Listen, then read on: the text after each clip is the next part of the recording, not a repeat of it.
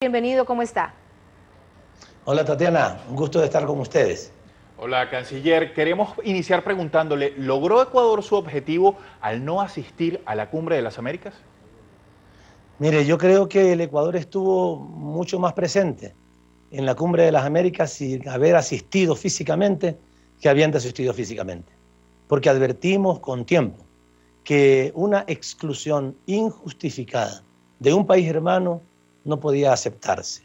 Que era aceptar, era someterse a un veto que tampoco puede justificarse en nuestra América, en las condiciones en que además el país que veta es el país que tiene bloqueado a Cuba durante más de 50 años, incumpliendo todas las disposiciones legales internacionales y todas las exigencias de la comunidad internacional. De tal manera que esos dos temas principales que fueron presentados por el presidente Correa y, como lo ha dicho el presidente Evo Morales, por prácticamente todos los países de América Latina, que se termine el bloqueo contra Cuba y que se termine la presencia colonial de Gran Bretaña en las Malvinas, afortunadamente fueron los temas principales que se abordaron en la Cumbre de las Américas, y a buena hora que sin haber estado estuvimos como ecuatorianos, y también a buena hora que haya habido un consenso tan evidente y tan rotundo de los países latinoamericanos respecto a estos dos importantes temas. Canciller, para algunos fue un éxito, para otros fue un fracaso, pero queremos saber qué opina Ecuador, usted como canciller,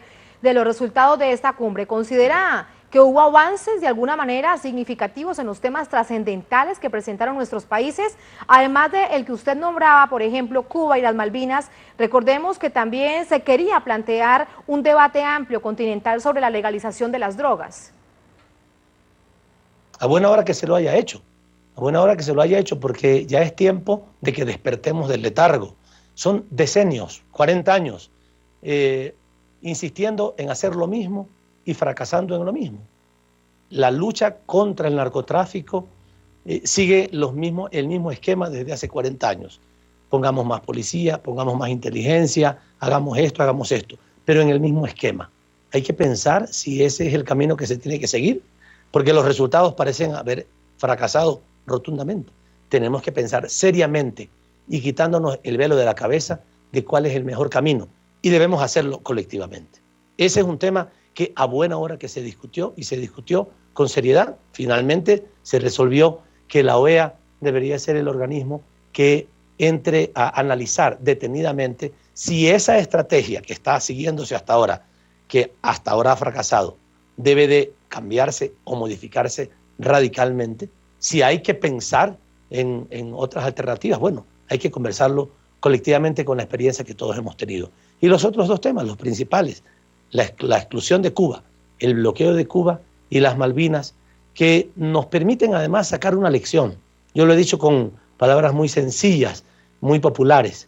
Si a ti te imponen la lista de los invitados a la fiesta, con seguridad te van a también imponer la música que se va a tocar en la fiesta. Esto pasó en esta ocasión. Permitimos que se impusiera que un país, o sea, que se impusiera la lista excluyendo a un país, pues sabíamos que también iba a pasar el resto. Nos iban a imponer las condiciones y el veto que finalmente dos países plantearon para que no se lograra una declaración que era importantísima haber logrado. En ese sentido, lamentamos que hayamos tenido la razón en el Ecuador y algunos otros países sabiendo o anticipando lo que iba a suceder. Canciller, y tomando en cuenta la posición de los países del ALBA, mecanismo de integración del que Ecuador es miembro, de no asistir nunca más a una cumbre sin Cuba, ¿cuál cree usted que es el futuro de la Cumbre de las Américas? Es que se termine. La Cumbre de las Américas debería de terminarse si es que aceptamos imposiciones de la naturaleza que se aceptaron en esta cumbre. No tiene sentido. Eso no es una Cumbre de las Américas. Es una reunión así, planteado con exclusiones, con vetos. No es una Cumbre de las Américas. La Cumbre de las Américas es la cumbre de todos los países americanos, respetando las diferencias en los sistemas políticos. No todos tenemos el mismo sistema político. Tenemos que respetar las diferencias. Especialmente, habida cuenta de que, en el caso de Cuba, tratándose de un país que ha sido bloqueado 50 años, teniendo al imperio más grande del mundo a apenas 80 millas de distancia, evidentemente que el sistema no puede ser tan igual que el de todos los demás, porque tienen que tener una serie de prevenciones.